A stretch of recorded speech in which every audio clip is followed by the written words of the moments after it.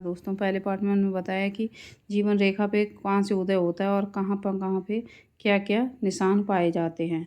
अब हम बात करेंगे जीवन रेखा पर कि हम गणना कैसे करते हैं। ये हम आपको बताते हैं कि गणना कैसे करते हैं।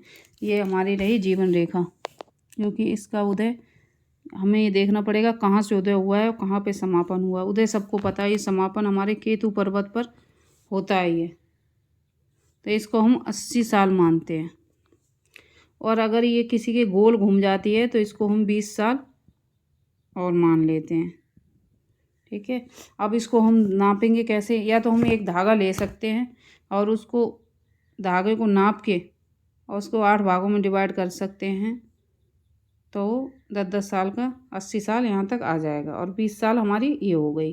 ज़्यादातर सीधी रेखा यहाँ तक आके केतु पर्वत पर ख़त्म हो जाती है, लेकिन किसी किसी के जीवन रेखा आकर शुक्र पर्वत की तरफ मुड़ जाती है, तो उसकी हम उम्र 100 साल मानते हैं। यहाँ तक हो गई ये 100 साल। अब हम बात करते हैं गणना की। अगर धागा हमेशा लेके नहीं बैठ सकते, किसी का हाथ देखते हैं तो हम क्या करते हैं, यहाँ से ये निशान लगा लेते हैं अंगूठे पे ऐसे। अब यहाँ पे हम बिंदु मान लेते हैं एक, और एक बिंदु हम यहाँ से लेंगे सीधे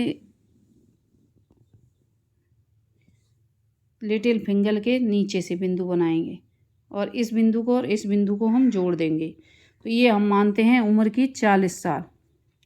अब हम इस 40 साल को यहाँ पे 40 को फिर डिवाइड कर देंगे, तो ये उम्र हमारी हो गई 20 साल। ये हमारी हो गई 20 साल और यहाँ से हो गई हमारी 20 साल और यहाँ पे भी हो गई हमारी 20 साल। तो ये हो गई हमारी 80 साल और यहाँ पर अगर रेखा मुड़ी है तो ये हो गई 100 साल। अब और अगर दूसरी गणना की यह है कि बीच वाली उंगली से हम बीच में सीधी लाइन खींच लेते हैं और सीधी यहाँ मिला देते हैं। ये यहाँ से लाइन खींच के यहाँ मिलाते हैं, तो यहाँ भी इस लाइन को यहाँ खींच के यहाँ मिलती है यह लाइन, इसको हम 35 साल मानते हैं। जो ये रेखा बीच वाली उंगली से बीच में बिंदु रखेंगे, हम सीधे यहाँ तक लाएंगे, तो ये हम मानेंगे 35 साल। तो ऐसे भी हम रेखा की गणना कर सकते हैं। अब हम बताते हैं रेखा पे बनने वाले चिन्हों की। अगर किसी की भी रेखा पे ऐसे छोटे छोटे जंजीरनुमा चिन्ह बने हुए हैं, टुकड़ों में रेखा आगे बढ़ रही है, छोटे छोटे टुकड़े और जंजीर सी बनी हुई है और बाद में रेखा सीधी हो गई, तो हम ये मानते हैं बाल अवस्था में उस आदमी को कष्ट रहेंगे और उसके बाद जहाँ पे रेखा सीधी है वो स्वस्थ हो जाएगा। लेकिन अगर किसी के ये यही चिन्ह बीच में रेखा में कहीं और पाए जाते हैं तो वो खतरनाक माना जाता है। अब किसी के आदमी के यहाँ पे क्रॉस बना हुआ है जीवन रेखा में, तो एक क्रॉस मानता है कि आदमी को उस उम्र में दुर्घटना या स्वास्थ्य हानि कुछ परेशानियों का सामना करना पड़ सकता है। अब हम रखते हैं यहाँ पे बनाते हैं माइंड रेखा, ये रही हमारी हृदय रेखा। अब अगर किसी के आदमी के यहाँ पे हम ये रखते हैं, ये रहा हमारा, ये रहे रेखा हमारी। अब अगर किसी की रेखा शुक्र पर्वत से खड़ी रेखा ऐसी काटती है, तो ये संकेत करती है कि जिस उम्र पे ये काटती है उस उम्र पे आदमी को किसी मनुष्य की वजह से बहुत मानसिक कष्ट हो सकता है। अगर ये रेखा भाग्य रेखा को भी जाके काट देती है तो हमें ये मानना पड़ेगा उस व्यक्ति की वजह से हमारा बिजनेस और नौकरी में भी बाधा उत्पन्न होगी।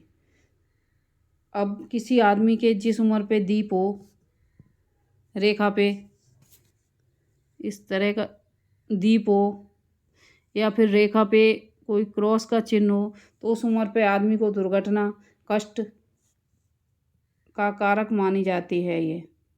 अगर यहाँ पे किसी की जीवन रेखा पे दीप है,